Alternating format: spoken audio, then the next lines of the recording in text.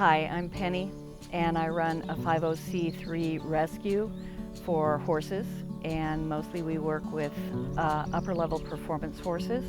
I've been working with horses my entire life. I had a competitive background for about 30 years.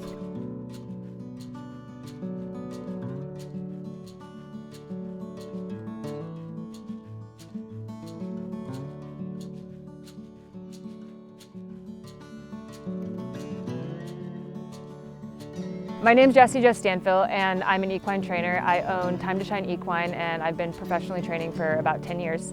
I've ridden horses my whole life and been competitive in various disciplines.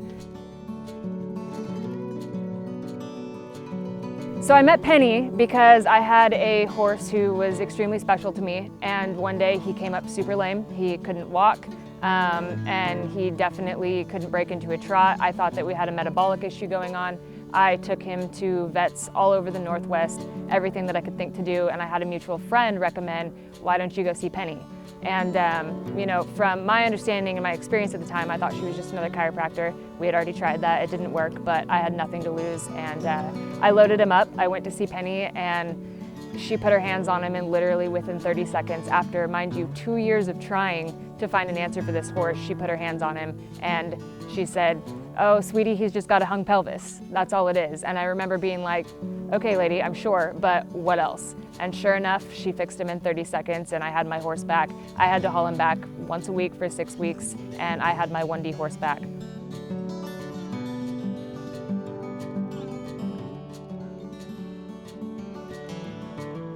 I got a phone call from Penny one day, and she asked me to take in Katanga for training, and I of course said yes immediately. And we enjoyed using her. We used her for lessons. She was an extremely kind mare. She was literally the only horse in the barn out of 27 that we could put anybody on at any time and trust her to handle it. She was born on my farm. She holds a very special place in my heart, and she suffered a traumatic brain injury that included an actual fractured skull, which is very unusual in horses. Immediately after the accident, I had to call Penny, and that was like my worst nightmare coming true. I called her immediately, and I told her what had happened, and I told her that the state Katanga was in, and it really was not looking good. The vet hadn't got there yet, but I did not see how this animal was going to make it. During the healing process, especially with a brain injury, it's really, really important to keep inflammation down. And the only thing that the vet had given me was Banamine. It didn't really seem like it was doing a lot.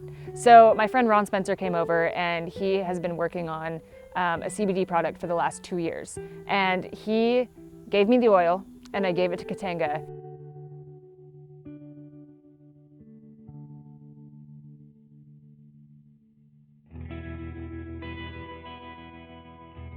This mare could not stand up on her own. We were holding her up with 4 people with lead ropes holding her up. The next day she was standing. The day after that, she was backing up in a left-hand circle.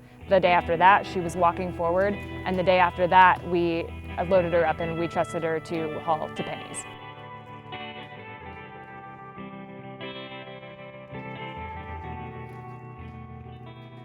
When dropping off Katanga, we left her with a 10-day dose, and about 5 days after, there was huge progress, and then on day 10, that was really like the wow day. She was a totally different animal.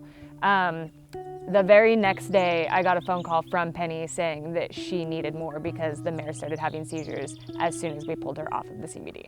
I immediately got on the phone and said, we have to have more. She is having seizures constantly. She is spinning in her stall and falling down.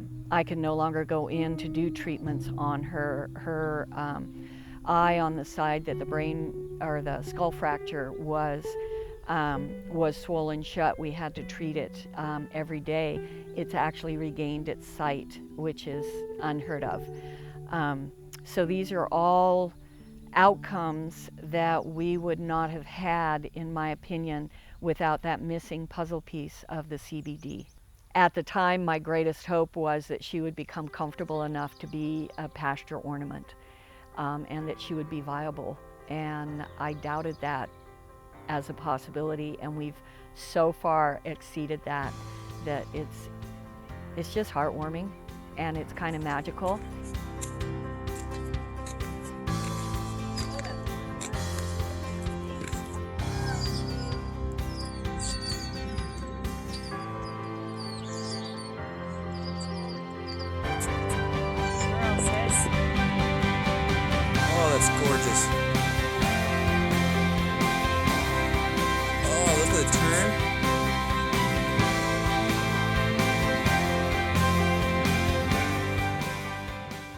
Katanga's progression has been consistently in the direction we want her to go, which is also kind of unheard of in my experience of rehabilitation, and I've done hundreds of horses, high performance horses that have been injured, horses that have been in trailer wrecks, major traumas.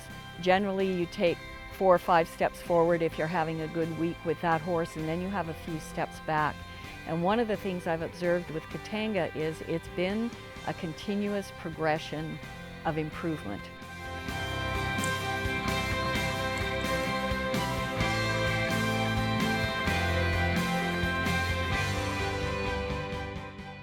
Now she's walk, trot, canter out in the field. She has friends.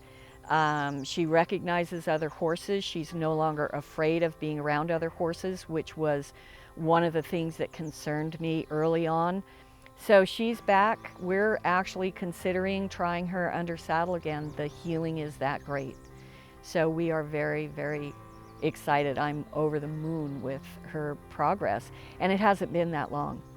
The speed that the healing has taken place is unprecedented in my experience. I would so recommend people give it a try. It doesn't take that long. You're going to see results in no time at all, and you're going to be thrilled with the results. And I've used it now on 4 of my active rehabs in addition to Katanga, and the results have been profound. And if you're going to do one thing, if you have a limited budget and you can only afford one thing, do this. Do this before you do anything else and see what you get.